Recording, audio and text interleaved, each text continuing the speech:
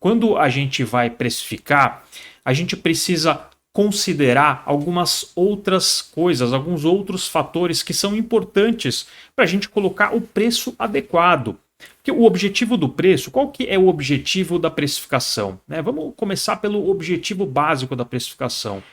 O objetivo básico da precificação é, primeiro, a gente maximizar o lucro da empresa. Então, a gente sempre vai tentar vender pelo maior preço possível para maximizar o lucro da empresa, certo? Segundo ponto, a precificação, o objetivo da precificação é posicionar a sua empresa no mercado, aonde que a sua empresa, com seu portfólio de produtos e serviços, se insere lá no mercado, né? E o terceiro objetivo é dar perenidade para a sua empresa, dar longevidade para a sua empresa, praticar uma precificação que vai levar a sua empresa lá para longe, né? Não praticar uma precificação predatória que de repente você consegue ganhar um mercado lá dos seus concorrentes, por exemplo, só que você vai morrer na praia, entendeu? Porque você baixou seu preço, está vendendo com prejuízo e nenhuma empresa se sustenta dessa forma.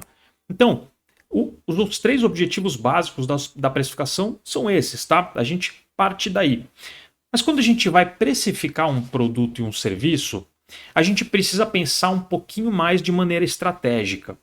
Porque o que a gente precisa considerar para precificar? Primeiro, a gente precisa considerar, por exemplo, para qual cliente que a gente está vendendo. E isso está meio que de acordo com o posicionamento estratégico, né? Quem que a gente quer atender, né? Então, se você, por exemplo, atua no varejo, né? Então você tem lá, por exemplo, o varejo para classe A, para classe AAA. Você tem o varejo para classe B, o varejo para classe C, o varejo para classe D.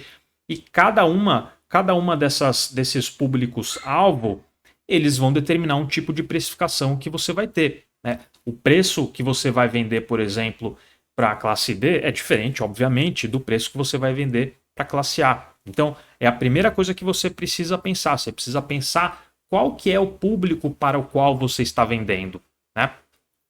Outro ponto importante que precisa ser considerado, né, na estratégia de vendas é o diferencial que você oferece para o seu cliente. Por exemplo, se você quiser vender num preço maior, num valor maior, agregar mais valor no seu produto ou no seu serviço, você tem que pensar se o seu cliente, o seu público-alvo, ele está disposto a pagar aquele preço que você está oferecendo. Porque olha só, sabe o que acontece? Tem muita empresa que deixa dinheiro na mesa. Tem muita empresa que quer vender, por exemplo, pelo menor preço possível. E aí vamos supor, vende por R$ 50 um produto, por exemplo.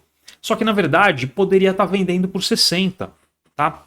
Poderia estar vendendo por 60, porque aquele consumidor está disposto a pagar mais. Então, se você vende um produto por 50, só que você poderia vender esse produto por 60, você tá deixando dinheiro na mesa, entendeu? Você está necessariamente deixando dinheiro na mesa e pior, você está reduzindo o lucro da sua empresa. Então, quando a gente vai falar de precificação, a gente tem que pensar de uma forma estratégica. Então, o quanto que o cliente está disposto a comprar, né? Por quanto que o cliente está disposto a comprar aquele produto ou serviço e também o valor percebido do seu cliente. Qual o valor que o cliente percebe no serviço que você está prestando ou no produto que você está vendendo, né? Imagina que a sua empresa é uma empresa de instalação de ar-condicionados, por exemplo. Tá? Então, quando você é uma empresa de instalação de ar-condicionados, você tem venda de produto e você tem venda de serviço, né? Porque você, por exemplo, quando você vai instalar um ar-condicionado para o cliente, você vai cobrar o produto e você vai cobrar o valor do serviço também. Ou quando o técnico ele vai executar uma manutenção, você vai cobrar por aquela visita, você vai cobrar por aquele serviço que está sendo executado, né? E aí a gente sabe que tem serviço bom, tem serviço médio e tem serviço excelente, né?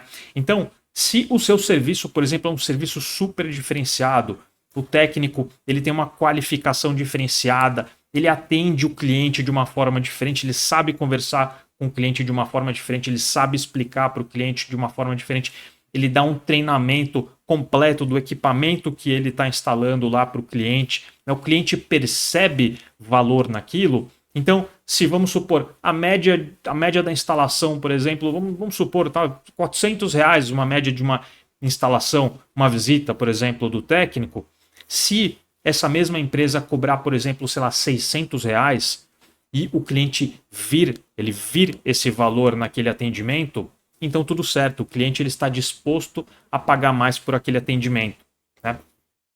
Eu tenho certeza que você já deve ter consumido produtos que você achou tão espetacular que você estaria disposto até a pagar mais, né? A pagar mais por aquele produto ou aquele serviço que você consumiu.